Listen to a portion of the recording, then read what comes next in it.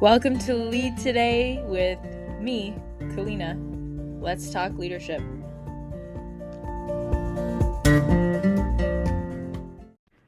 Hello, and welcome back to the show. Today I would like to chat with you about empathy and how I've defined it, why I wrote this chapter, the next step of our journey in this book, and share about a couple things that I'm working on in the background for you to have that awareness. So we're moving on from your how you help or your niche statement to define the people you help. That's what was the focus of discernment, really focusing on the people in your life. So in the book, you're working on really filling out that statement, at least in the next few chapters. So discernment is about the people. Today, we're talking about the problem that you solve, the issue or the problem that you tackle. And the reason why that's related to empathy is because often I find when I'm coaching women to build businesses in predictable profit, which is the course that I've put together, when I'm coaching women there, they want to define the problem. They want to talk about what their training is or what they know. And in all reality, that doesn't matter. It matters to be trained in something when it comes to being able to adequately solve people's problems, right? We want trained coaches or psychotherapists. We want trained doctors. We want trained plumbers and hairdressers. We want people to know what it is they're doing. But when it comes to the problem that we solve for people, it's actually not about us whatsoever. It's about the other person. And I learned this in Founders Institute when I was in their startup accelerator as I was building Chiefly, where we help meetings become more effective using machine learning so we can analyze the audio and the facial expressions within an online meeting and discern emotions and engagement. So we also use natural language processing to understand the key themes of the call. So when I was building out that technology with some really competent people and trying to get that moving, and I was in Founders Institute, the first thing was, okay, well, what's the problem you're solving? And we had to talk with potential people, potential clients, right? And so now that you know who your people are, the next step is to, in fact, go ahead and talk to those people about their problems and discern, again, or define what problem it is that you're going to solve. And the way you're going to do that most effectively is by talking to the people directly. So there's no way around this. In Predictable Profit, that's the first thing people do when they join the course. And if you're listening to this and you're building a business or you have one and you want to change your product line, add a service, change anything, or just get a better handle on your people or generate marketing material, I have found no better way than to talk directly to the people that are, utilizing your service or product and have the problem that you're hoping to solve. So you can definitely come up with a couple problems that you're interested in solving or you feel that you're competent enough to solve, you've solved in the past. Those are all useful to then define, okay, here are the problems I want to get more information about, right? You don't have to just if you're going to help moms, for example, new moms have a lot of different problems, okay? And a lot of different challenges. And so if you go to them and say, what are all of your problems? They're probably going to tell you, 25 different things that are really bothering them. There might be a couple that are top of mind. If you have solved some of them that are top of mind and most urgent, those are going to be the easiest to sell to. But you have to be able to solve the problem, right? So if they come to you with 3 different really top key issues like sleep or feeding the baby or issues in their relationship with their partner since the baby came, like if those are the 3 top things, then you've got to pick one that you can tackle. So speak to your people. And in the book, we talk about exactly how I endeavor to do that and how you might go about it so that you can answer the question of what problem it is you solve. So again, the biggest advice I can give you on that end is, use empathy in the sense that you need to solve someone else's problem, not tell them what their problem is, right? And that's kind of what advertising does. And if you're in advertising, I'm not meaning to throw you under the bus, but advertisements try to make you feel as though you have a problem that you may or may not actually have. And so this is not that, right? We're not advertising to them or trying to sell them anything. we are doing market research. We want to understand, what do you really need? What do you really want? What's going wrong? What's the problem here, right? What are your frustrations, so that you can genuinely solve their problem, because that's when you'll create raving fan clients. And similarly, I think you can utilize this in your life, right? If you have a problem with somebody and they're a willing participant in a discussion, which I cannot emphasize enough, you can't fix a relationship if you don't have a willing second party there, or third, or however many people are in the, let's say, a family unit. But people need to be willing. So that's the first thing. But if you have a willing party, you need to show up with empathy, with that paired with curiosity, right? To say, okay, let me put myself in your shoes and try to come halfway on this discussion and see where you're coming from. And so that's critical, whether it's building a product or solution or in your personal life. And, I've got a friend right now that's dealing with some family challenges, and I've had my fair share too. Family dynamics are not easy, especially, when you're in close proximity with people and you know them your entire life, potentially.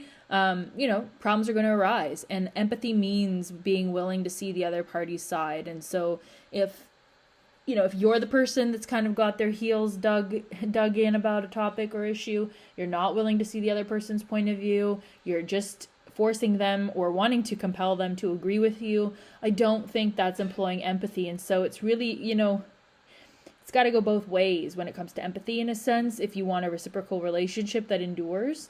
And I found this to be the case in my marriage, in all my relationships, in client relationships. There's got to be a reciprocity, and that doesn't necessarily mean it's equal.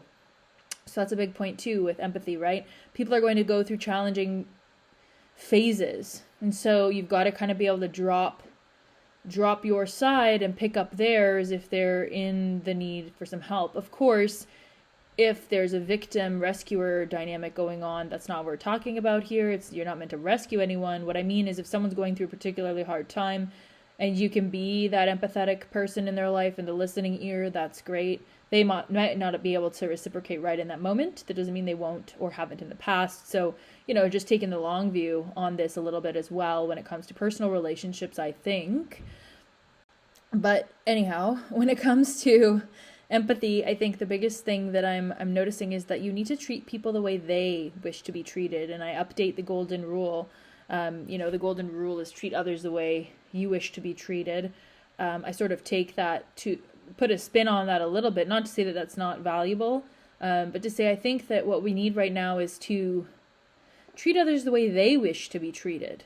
And I mean this in a very one-on-one, like personal relationships way.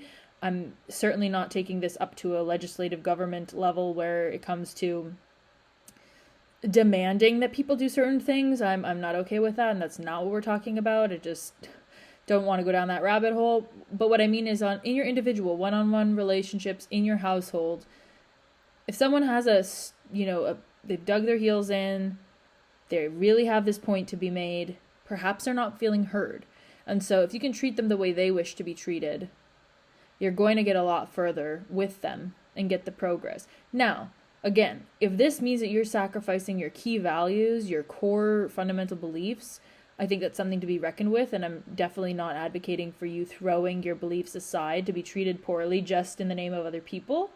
But what I mean is, if somebody requests something of you and it's reasonable, the best way to go forward is to fulfill that and treat them in that particular way, or get them that gift if you deem it to be reasonable. So reasonable matters, and it's not to say just do whatever someone else says because they want it. So that's, it can be a double-edged sword if you hear that and say, oh, treat others as they wish to be treated. Okay, so whatever they say goes.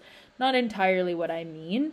So I do like to clarify that a little bit, and I think that's why these episodes are so fantastic, because I can go a little bit deeper into why I wrote the rules, or not the rules, but these kind of, it's a golden rule upgrade, but why I wrote the book the way I did and what the concepts mean. And hopefully I do a good job of clarifying that completely in the book itself so that it's freestanding. But I think there's something really nice about me being able to have this time with you to clarify and reiterate or iterate in a more freeform way than set words on a page. This is a little bit more stream of consciousness. So when it comes to treat others the way they wish to be treated, my aim there is to say, I really hope that you'll consider other people's preferences rather than putting your own on them. And that has to do with communication style, that has to do with buying them a birthday gift, like it's really funny. We usually are better at buying gifts for ourselves than other people, or most people are, right? Because you know exactly what you want. And as I've said at the beginning of this episode, one way to get around that for sure is to ask. Just ask. It sounds so simple, but people won't take that additional step and say, hey, you know what? Like, I really would love to know how you'd like me to communicate with you, or what it is that you're needing from this relationship, or what can I do to be better? What can I do to be a better friend to you? I think especially if someone's going through a valley in their life and a challenge, it's so easy to just kind of say, oh, this is a sensitive topic, I'm not going to say anything. And I've certainly had challenging situations in my life, which you hear a little bit about in the book, where, I wished that someone would just say, hey, how can I help? And I didn't necessarily even have the words to articulate in that moment, maybe, but just them asking would have been something, I think. Or taking the initiative to kind of say, oh, what would they want in this situation? What do I think they would like? So I think that empathy is really putting yourself in someone else's shoes, and you do that not by assuming that they would want what you want, or they would think how you would think. It really is doing your best to shift your thinking into their framing of the world, the way they see the situation, how they talk about the particular problem or topic at hand. So you do that by asking them directly. You do it in your business by running customer interviews. You do it in your personal life by thinking it through before you get someone a gift, for sure. Or having that conversation openly and saying, look, I really want to do right by you. What is it that you need, or you value, or you think is important? Or I really want to see your side. Tell me about it.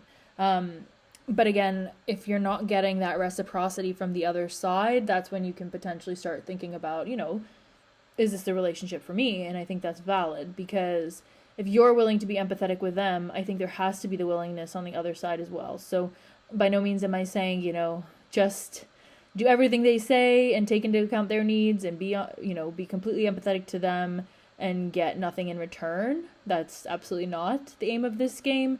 If you notice that somebody is not willing to reciprocate the empathy and reciprocate the understanding for your position on a matter, then I think there's some thinking to be done and feeling and reflecting to be done on, okay, is this the right friendship, relationship, etc. for me? So, people have to be willing to see your side as well for this to function.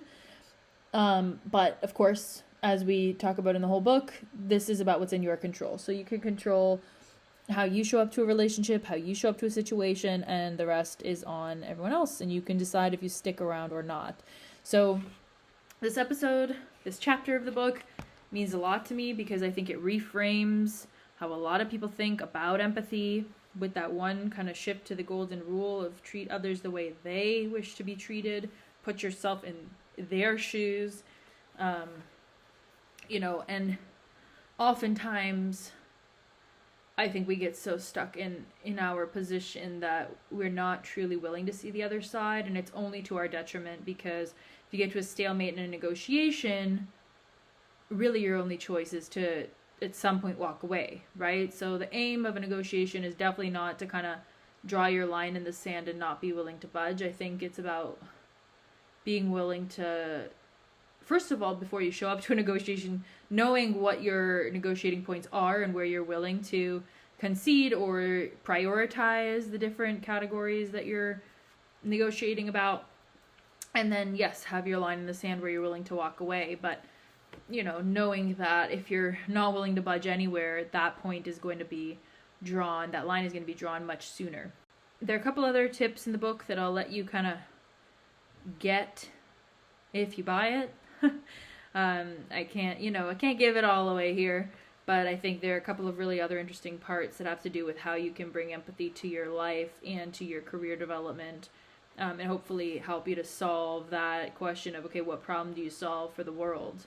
And then how do you talk about it in a way that the people you're helping get it, want your help, and so that you can see how to run, the core elements of those customer interviews. So I really hope you just enjoy this discussion about empathy, and we're really moving along with the book. I'm sort of shocked every time I finish an episode here. So the next chapter is chapter 17, and we'll be talking about structure. So definitely looking at the solution you're providing, so the end of your niche or how you help sentence, and we'll be looking at some examples of that in real life for you to be able to hopefully work on the solution you provide to the world, and also consider what it means to add some structure into your life. So if you've enjoyed this episode in this series, it would mean a lot to me if you donated to the show to support it. Through donations, I was able to purchase a new mic. I've been able to continue producing the show. It means a lot to me. Of course, I got it. Money, it can be tight or an option. So if that's the case, please share an episode with someone. That's also really useful. So click the link to support the show, or share it with somebody that you think would benefit. Anything that you can do to get the word out about Lead Today and this series, my book, my work, really does make a difference, because that's how, well, one, it gets into the hands of the right people, right? And two, how ideas spread. So I really appreciate you giving your time to the show and to listen. And I hope to see you in the next episode on structure. Take good care until next time.